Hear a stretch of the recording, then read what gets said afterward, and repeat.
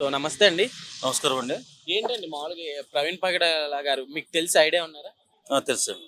ఎట్లా మామూలుగా? ఎట్లా ఉంది బాగా మన సోషల్ మీడియాలో బాగా హల్చల్ అవుతుంది అతను మా చనిపోవడం వల్ల. కొంతమంది చంపారని, కొంతమందేమో యాక్సిడెంట్‌లో చనిపోయారని, హ్మ్. కొంతమంది కొంతమంది ప్రచారాల వల్ల, రెచ్చగొట్టడం వల్ల ఆహ్, వాళ్ళు చనిపోయారని చెప్పి, చంపారని చెప్పి కొంతమంది అంటున్నారు. ఏదేమైనప్పటికీ ఇది ఒక మిస్టరీగా మారిపోయింది. హ్మ్. అతను యాక్సిడెంటల్‌గా చనిపోయాడా? లేకపోతే ఎవరైనా అతనిపై హత్యా ప్రయత్నం చేసి చంపారా అనేది మాత్రం ఎవరికీ తెలియలేదు. హ్మ్. కాకపోతే ఇప్పుడున్న సందర్భాన్ని బట్టి ఎవరు కూడా దీనిపైన కామెంట్ చేయకూడదు.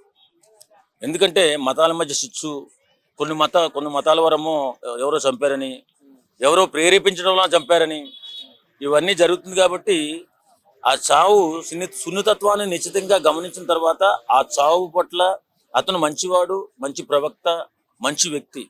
ఆయనపై ఎవరికి ఎలాంటి ద్వేషం ఉండదు. చంపేంత కోపం ఎందుకొస్తది?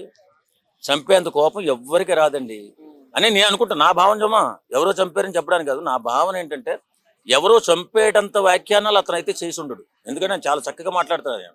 దేవుడి గురించి ఆ వాక్యాలు గట్రా బాగా చెప్తాడని చెప్పి విన్నాను.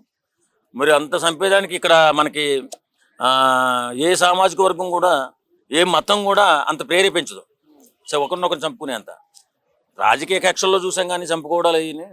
ఇలాగ మతాల మధ్య శిక్షలు అంటే ఈ మధ్య కాలంలో ఏం లేవు. అందరూ కూడా మన సనాతన ధర్మాన్ని బట్టి ప్రతి ఒక్కరు కూడా ఒకరినొకరు గౌరవించుకోవడం, ఒక మతాన్ని ఒకరు గౌరవించుకుంటూ వాళ్ళ పండుగలకు వీళ్ళ సేవ చేయడం, వీళ్ళ పండుగలకి వాళ్ళ సేవ చేయడం జరుగుతుంది తప్ప ఇలాంటి ఎవరైనా కానీ ఏ మతం మీదో ఆపాదించకుండా చక్కటి వాతావరణాన్ని కలుషితం చేయకుండా అందరూ కూడా జాగ్రత్తగా ఈ ప్రవీణ్ పగడాల గారి గురించి మాట్లాడేటప్పుడు ఆయన స్వర్గస్థులయ్యారు మాట.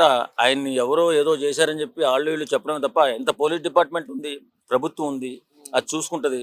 ఒకరినొకరు మతాల మధ్య రెచ్చగొట్టే వ్యాఖ్యానాలు చేయకూడదని నేను అనుకుంటాను. అంటే ఇప్పుడు యాక్సిడెంట్లు కూడా ఎట్లా అంటే ఇప్పుడు మతాల పరంగా తీసుకెళ్తున్నారు సొసైటీ ఇప్పుడున్న జనరేషన్ అంతా అంటే ఏం చెప్తారు? అంటే ఇప్పుడు అది నిజంగా యాక్సిడెంట్ జరిగినప్పటికీ కూడా సో మతాల వైజ్‌గా ఇప్పుడు వెళ్ళిపోతుంది. ఆయన ఒక మత ప్రచారకుడిగా అయితే. అంతే చెప్తున్నా నేను.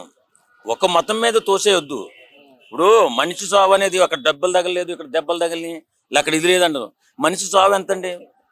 చిన్న దెబ్బ తగిలితే చచ్చిపోతాడు మనిషి. హ్మ్. వెనక సైడ్ మా ఒక యాక్సిడెంటల్‌గా మొన్న కురోడు హాస్పిటల్ ఇక్కడే హ్మ్. బాత్రూంలో పడిపోయి చిన్న దెబ్బ కూడా బ్లడ్ కూడా రాలేదు. వెనకాల తగిలి చనిపోయాడు. హ్మ్. అక్కడ ప్రతిదీ కూడా భూతత్వంతో పెట్టి చూడకూడదు. అది జరిగింది వాస్తవం కాదో చూసుకోవడానికి పోలీస్ డిపార్ట్మెంట్ ఉంది. ఒకరినొకరు రెచ్చగొట్టుకుని ఒక మతానికి ఒక మతం రెచ్చగొట్టుకుంటే తర్వాత పరిణామాలు ఎలా ఉంటాయంటే చాలా ఇబ్బందుల్లో పడితే అల్లకల్లోలంగా ఉంటుంది. కాబట్టి దీనిపై ఎవరు కూడా మాట్లాడకూడదు. దీనిపైన మాట్లాడితే సమస్యగా మారుతుంది. కాబట్టి ఆయన చనిపోయిన ఆయనకి శ్రద్ధాంజలి ఘటించి ఓ సానుభూతి ప్రకటించాలి తప్ప ఎలా పడితే అలా మాట్లాడకూడదు. సో నమస్తే అన్న. హాయ్ అన్న, నమస్తే. అయితే రీసెంట్‌గా పాస్టర్ ప్రవీణ్ పగడాల గారు చనిపోయారు గదా! సో దాన్ని అసలు ఎట్లా చూస్తారు కామన్ మ్యాన్? చనిపోయి కూడా ఇప్పుడు 2 డేస్ అయిపోయింది. చాలా బాధాకరమైన, ఎవరైనా ఒక వ్యక్తి చనిపోవడం అనేది చాలా బాధాకరం. సో ఇది డెఫినెట్‌గా హత్య అనేదైతే పబ్లిక్‌లో వినిపిస్తున్న వార్త. సో అది మనం సీసీ ఫుటేజ్ కూడా పరిశీలించి చూసినట్టయితే అతను కొన్ని చోట్ల బైక్ నడపడానికి కూడా చాలా ఇబ్బందికరంగా, చాలా అవస్థపడుతూ నడిపిన పరిస్థితులు కనిపిస్తున్నాయి. సో అది కొంతమంది ఎడిట్ చేశారంటున్నారు. అది ఎంతవరకు నిజం అనేది పోలీస్ గారు వాళ్ళు నిర్ధారించాల్సి, ప్రజలకు ప్రెస్ మీట్ పెట్టి వాళ్ళ ట్విట్టర్ ద్వారా కానీ, వాళ్ళ అఫీషియల్ వెబ్సైట్ ద్వారా కానీ ఆ సీసీ ఫుటేజ్ అనేది రిలీజ్ చేయడం వల్ల ప్రజల్లో కొంత అనుమానాలు అనేవి నివృత్తి కావడం జరుగుతుంది.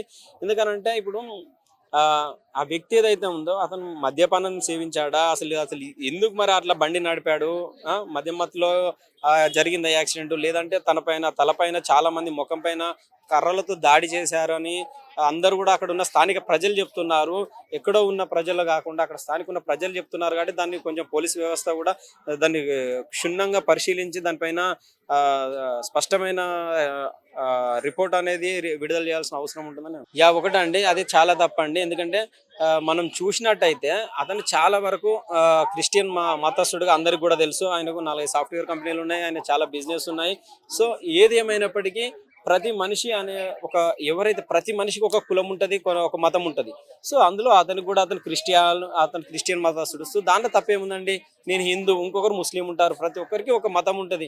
మతం ఉన్నంత మాత్రాన మతంని మనం పూచిగా చూపుతూ ఇతర మతస్థులపైన నిందలు వేయడం అనేది చాలా తప్పండి. ఏదనేది ఆ CCTV ఫుటేజ్ మొత్తం కూడా విడుదల చేయాల్సిన అవసరం, వాళ్ళ బాధ్యత కూడా ఈరోజు రాష్ట్ర ప్రభుత్వం పైన ఉంది, పోలీస్ యంత్రాంగం పైన ఉంది. పోలీస్ యంత్రాంగం కూడా త్వరితగతిన ఈ విచారణ అయితే చేపట్టి ఏం జరిగింది అనేది ప్రజలకు తెలియజేయాల్సిన అవసరం ఉంది. మీరు అన్నట్టుగా ఇంకొకటి, ఆ పాస్టర్ గారు కొన్ని వివాదాలలో చిక్కుకోవడం జరిగింది. కొంతమంది పైన దురుసుగా, అంటే అతను కొంచెం అనుచిత వ్యాఖ్యలు మాట్లాడారని చాలా వరకు అంటున్నారు. సో ఏదేమైనప్పటికీ అది గతంలో మాట్లాడినవి, ఈ రోజే మాట్లాడినవి కాదు. గతంలో మాట్లాడి కూడా ఇప్పటికీ సంవత్సర కాలం అయిపోయింది. ఎన్నడూ లేనిది ఈ రోజు కొత్తగా ఇలా జరిగింది అనేది చాలా బాధాకరం. అదేవిధంగా ఇంకొకరు అందరికి కూడా ప్రశ్న, అతనికి 4-5 సాఫ్ట్వేర్ కంపెనీలు ఉన్నాయి, చాలా ఆస్తులు ఉన్నాయి, ఆయన బైక్ పైన వెళ్ళాల్సిన అవసరం ఏంటిది? అసలు బైక్ పైన ఎందుకు వెళ్ళాడో, బైక్ మళ్ళీ లైట్ లేదు, ఎందుకు ఆ లైట్ లేదు, అసలు ఏం జరిగింది? అతను కొంచెం మద్యం గిట్లా సేవించాడా, మధ్యలో ఎక్కడైనా పడ్డాడా, పడితే లైట్ గిట్లా పగిలిపోయిందా, మళ్ళీ అదే బైక్ మీద రన్ చేశాడా, ఏం జరిగింది అనేది కూడా పూర్తి విచారణ అనేది ప్రభుత్వం చేపట్టి ప్రజలకు వివరణ ఇవ్వాల్సిన అవసరం ఉంది. ఇంకో విధం ఏంటంటే, అసలు వాళ్ళ కుటుంబ సభ్యులు ఏమంటున్నారంటే అతని పైన దాడి చేశారు అతనికి, ఎందుకంటే ఎవరు కూడా అతనికి ఎప్పటి నుంచో గతంలో కూడా ఆయన చెప్పడం జరిగిందట, నాకు థ్రెట్ ఉంది, నాకు ప్రాణహాని ఉందని చెప్పడం కూడా జరిగిందట. సో పోలీస్ వ్యవస్థ అనేది సక్రమంగా స్పందించక, అతనికి ఒక ప్రొటెక్షన్ అనేది ఇవ్వక అలా జరిగిందనేది మేము అనుకుంటున్నాం. Okay brother, thank you.